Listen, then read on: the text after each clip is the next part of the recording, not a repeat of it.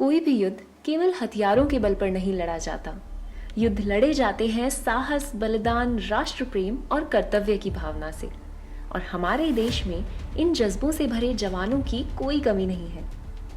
किसी भी देश की सेना उसकी ताकत होती है। और बात जब भारत की आती है तो आपको बता दें कि हमारा देश ग्लोबल रैंकिंग के अनुसार पूरे विश्व की सबसे ताकतवर सेनाओं में चौथे स्थान पर है। देश के वीर जवान हमारा गौरव है। बिना अपनी जान की परवाह किए पूरी तरह से देश के लिए समर्पित होकर देश की रक्षा करने वाले सिपाहियों को सलाम है।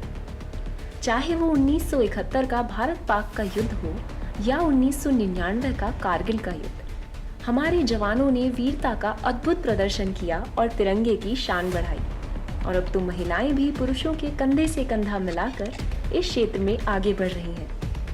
हाल ही में देश की सैन्य शक्ति में एक और चमकता सितारा शामिल हुआ है, लड़ाकू विमान राफेल। फ्रांस से लिए गए ये विमान भारत में आ जाने से भारत अब दक्षिण एशिया में सबसे ताकतवर देश बन गया है। और गर्व की बात तो ये है कि हाल ही में इसे उड़ाने के लिए चयनित किया गया है देश की वीर बेटी फ्लाइट लेफ्टिनेंट शिवांगी सिंह को। बात अगर खास तौर से वायुसेना में महिलाओं की भागीदारी की करें तो फ्लाइट लेफ्टिनेंट भावना कांत, फ्लाइट लेफ्टिनेंट अवनी चतुर्वेदी और फ्लाइट लेफ्टिनेंट मोहिना सिंह के नाम जहन में जरूर आते हैं, जो देश की पहली महिला फाइटर पायलट्स बनी।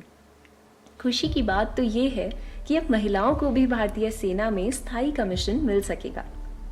चाहे कोई भी सीमा हो, हमारे सिपाही हर जगह तैनात हैं।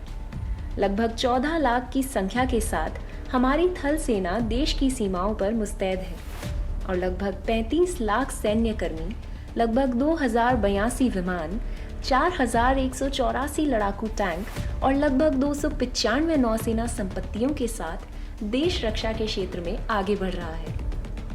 यहाँ मुझे एक गीत की कुछ पंक्तियां ध्यान में आती हैं। ताकत वतन की हमसे है, हिम्मत वतन की हमसे है, इज्जत वतन की हमसे है, इंसान के हम रखवाले। ये वाकई हमारे सैनिकों का देश के प्रति जज्बा है, जो उन्हें देश के लिए अपने प्राण तक न्यौछावर करने के लिए प्रेरित करता है। ऐसे देश के नागरिक होने पर हमें गर्व है।